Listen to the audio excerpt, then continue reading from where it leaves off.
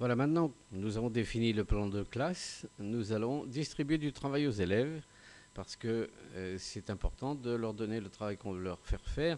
Nous aurions pu leur demander d'aller chercher ces documents sur le réseau, sur un serveur, etc.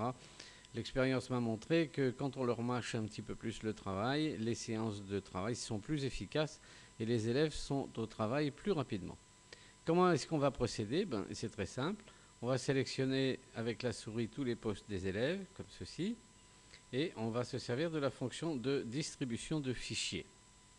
Donc je clique sur distribution de fichiers en bas et à droite. À ce moment-là, je choisis l'option distribuer un fichier.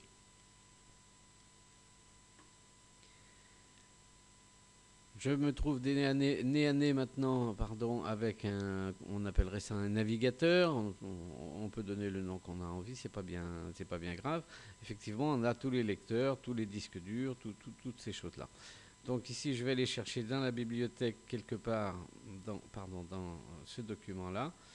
Ici, je vais avoir mes documents et dans mes documents, je vais trouver mes contenus.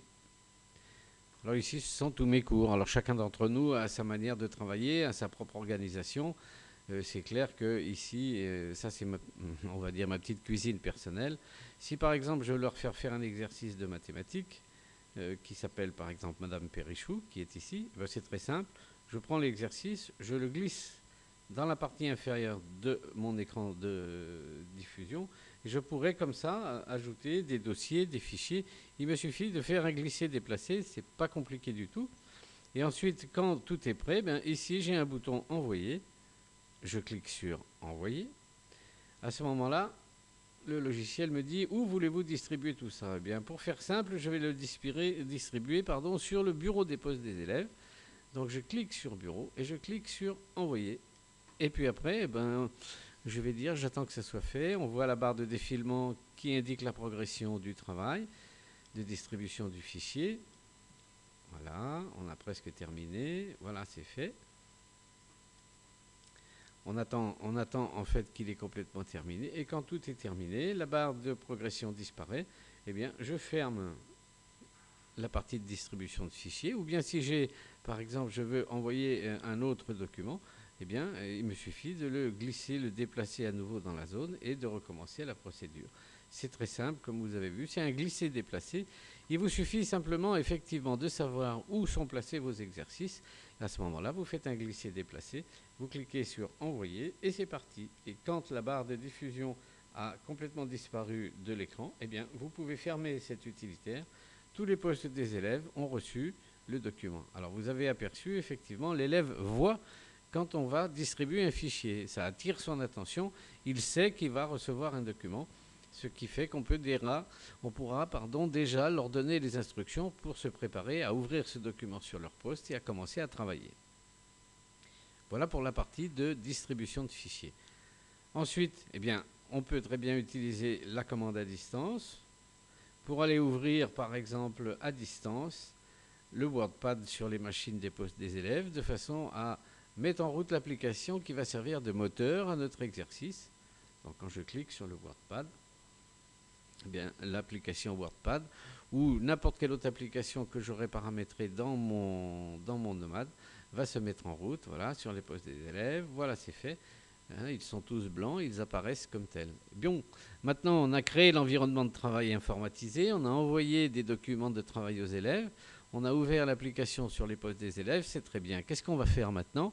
On va verrouiller tout ça pour éviter que les élèves ne se dispersent et commencent à toucher aux ordinateurs avant que ce soit le moment. C'est très important, cette partie-là, puisque ça va vous permettre de faire votre cours tranquillement, sans avoir à craindre que les élèves aient bricolé les ordinateurs quand ce n'était pas le moment, tout simplement. Autrement dit, pour établir la discipline et montrer que c'est bien vous qui commandez toutes les machines et non pas vos élèves. Et comment on fait ça? C'est simple, vous avez ici l'écran noir dont je vous ai parlé tout à l'heure.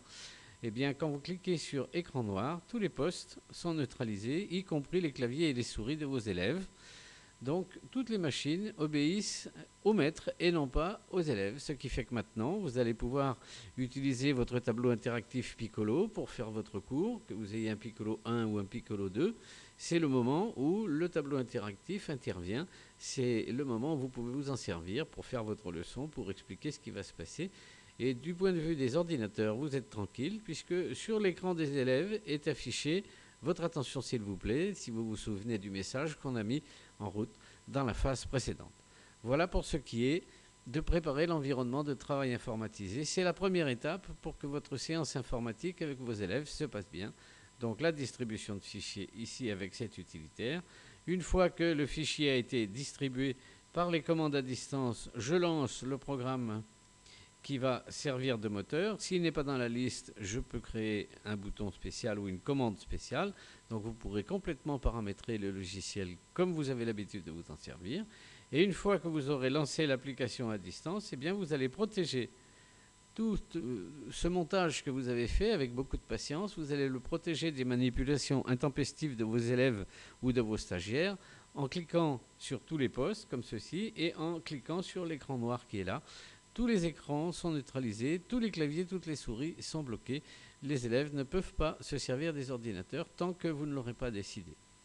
Et comment on fait pour débloquer les postes des élèves? C'est très simple, on sélectionne tous les postes et on clique sur fin d'attention sur le dernier bouton qui est à droite où on rallume en quelque sorte. Là l'écran était noir et là on le rallume. Voilà pourquoi. Je clique ici et à ce moment-là, tous les postes redeviennent normaux. Voilà, vous apercevez les écrans qui avaient le message et voilà. Et maintenant, maintenant vos élèves vont être au travail et on va voir dans l'étape suivante comment est-ce qu'on va les faire travailler, puisque notre travail maintenant, c'est d'être le coach, d'être le directeur de ces gens-là et de les faire travailler comme vous avez prévu que ça se passe dans la leçon de tout à l'heure.